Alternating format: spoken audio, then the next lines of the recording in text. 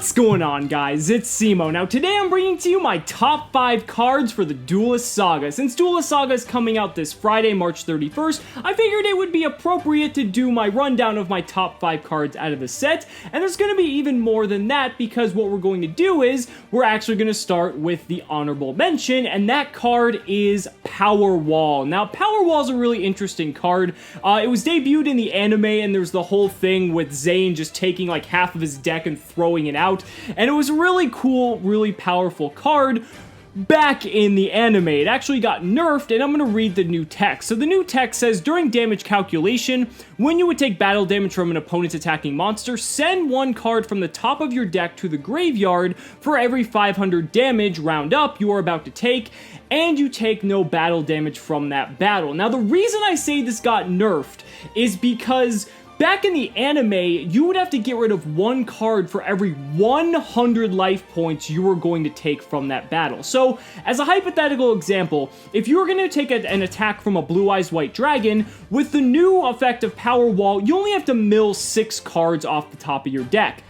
With the old version, you would have had to mill 30 fucking cards to be able to not take the damage from that Blue Eyes. And the reason why I say that's nerfed is because I feel like a deck, any 60 card deck, especially that plays Infernoids or like Lightsworn or things that have that trigger in the graveyard, would have benefited so much if it had the old text, and I think it would have been absolutely fucking nuts if it did. But I think Konami probably had some foresight on that, and they had to nerf it, unfortunately, but it's neither here nor there. Let's get into the remaining top 5. So, for number 5, I'm going to start off with the erratas plus reprints that we were expecting, because I feel that they definitely deserve the top 5 spot. So starting off in the number 5 category is Necro Valley. Necro Valley's new errata is so good in the fact that it prevents cards that could move themselves from the graveyard out of the graveyard. It prevents it completely from doing that. That shuts down so many cards, especially Paleozoics in particular,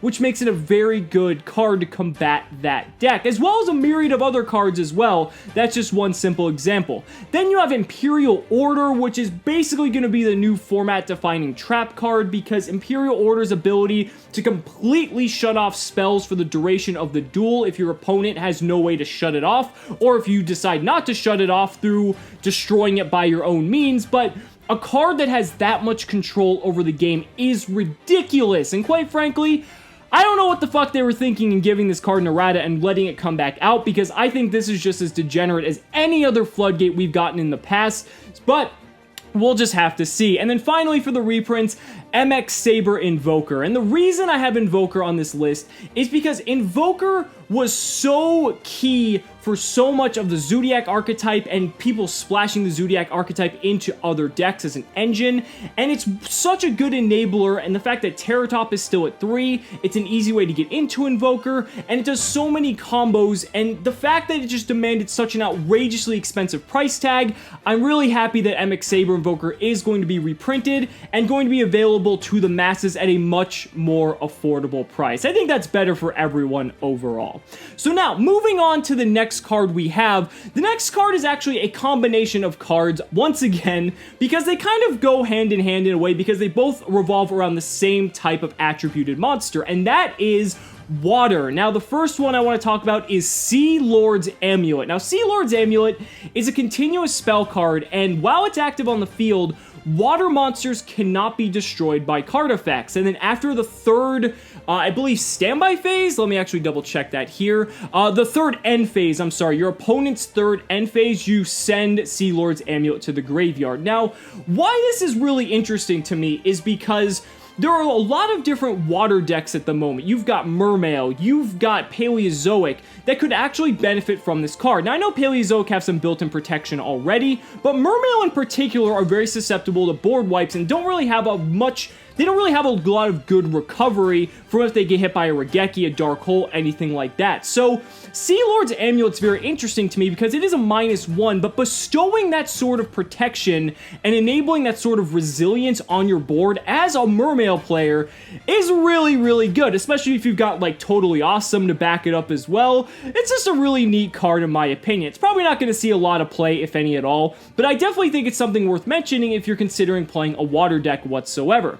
And then the other water-based card in the number 4 slot is going to be Diamond Dust. Now, Diamond Dust is a card that we're getting very late compared to the OCG, because Diamond Dust was very popular for the Necros format in Japan as a way to answer Necros, because the Necros archetype is comprised entirely of water. Now, Diamond Dust has a really cool ability that when it's activated, you destroy all water monsters that are on the field as possible, then inflict 500 damage to your opponent for each monster destroyed and sent to the graveyard by this effect. So this is just a really cool card that it's just taken so long for us to get, and finally have it, because it's really neat in the fact that, sure, Necros isn't in a deck anymore, but theoretically, you still could use this against a Paleozoic deck or a Mermail deck if you want to have an answer, or if those decks become super meta relevant because they are both water,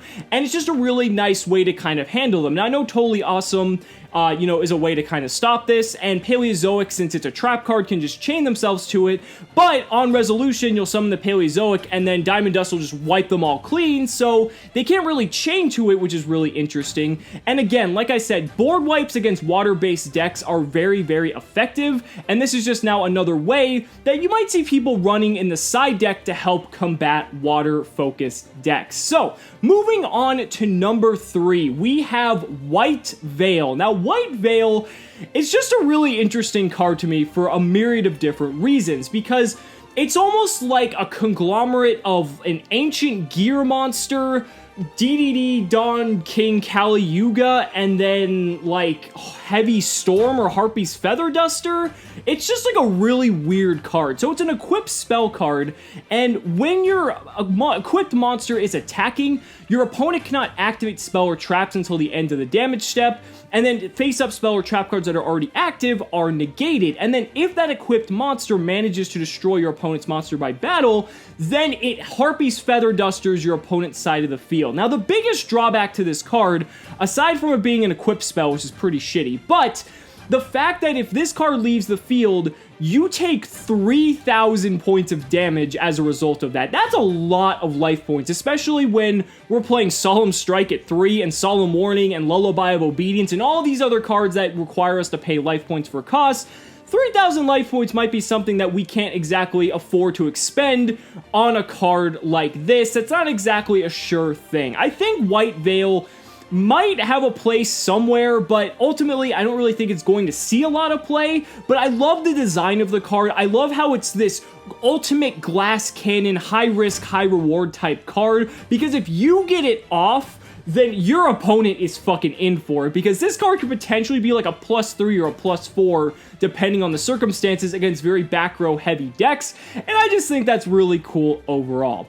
Now, moving on to number 2, we have Kazuki. Now, Kazuki is probably the card that a lot of people are looking forward to, especially players of the Lightsworn Shiranui deck, anyone who plays a zombie deck, just anything that just revolves around zombies. Kazuki is going to be your new favorite card. So I want to just go through all the attributes and make sure I touch on everything, because it's a very powerful card. So it's a level 4 Earth, 1700 attack, 800 defense, very similar to Mizuki in that respect. It's also a zombie as well, so that's pretty good. During your main phase, you can send one zombie type monster from your deck to the graveyard. Okay, well that's already like an amazing fucking enabler for a zombie deck, because that means you can just send a Mizuki to the graveyard and then banish it and bring back whatever zombie you want for basically free. Or you can get any zombie monster that you need in the graveyard, like a Plague Spreader zombie, to do even more crazy shenanigans. That right there is just nuts, but it gets even better than that. If this card is sent to the graveyard, you can banish one zombie-type monster from your graveyard, except Kazuki, special summon one zombie-type monster from your hand, and you can only use each effect of Kazuki once per turn. Now, the fact that you can just banish any zombie from your graveyard and special a zombie from your hand is absolutely huge, because if this happens on your turn, and because this is an effect that you can trigger on your own, if you use Kazuki, for instance, as a synchro material, that's sending it to the graveyard. It doesn't need to be destroyed, it just has to be sent. So you could send it as synchro material, and then when it triggers, that means you could summon a Unizombie from your hand, a Zombie Master from your hand, a Mizuki from your hand, all these really powerful zombies that don't really have like on summon effects. They all have ignition effects that they can then trigger and just essentially extend so many different types of combos that it's just a little bit nuts. So I'm really excited for Kazuki. I'm really excited to see what zombie players start doing with it, especially some of the Lightsworn Shiranui players, because we've already seen that deck's popping up a lot more, and Kazuki is just another really cool tool that deck could possibly use to just make the deck even more powerful. Now, moving on to my number 1 card, and this might not be a surprise, but I just had to include this card because it's so fucking nutty. Clashing Souls. Now, Clashing Souls to me is the epitome of any anime-related duel that has ever existed in the show. The effect of this card, that it's basically playing a game of chicken, and the loser has every card in their possession sent to the graveyard, or at least on the field. So the cool thing about Clashing Souls is that it just creates kind of like that anime moment or Yu-Gi-Oh style type effect. You're not going to see this in competitive play unless someone wants to completely fucking troll you, and there's people that want to do that. So you might see this at your locals just for fun, but it's a really kind of cool, gimmicky card. I love the aspect of it, but I feel like it doesn't go far enough. See, the loser of Clashing Souls only gets all of their cards that are currently on the field sent to the graveyard. I wish it banished all of their cards, or even banished the cards in their hand as well. Like, I want the ultimate game of chicken to unfold if I play Clashing Souls, and I just don't feel like Clashing Souls went far enough, but it might have been really fucking broken if it did. So anyway, guys, that's my top 5 for the Duelist Saga. Let me know down in the comments what you guys think and what your favorite cards are coming out of the set. I think it's a really nice set overall. It's nothing too special, but we're getting some cool cards from the OCG we've been waiting for a while, and we got some good reprints incoming as well. So guys, thank you so much for watching the video. Be sure to like the video as always, subscribe to the channel for more amazing Yu-Gi-Oh content, and also be sure to back me on Patreon, because just by pledging $1 a month, you're investing in my ability to continue bringing you amazing Yu-Gi-Oh content. So thanks so much again, and we'll see you next time.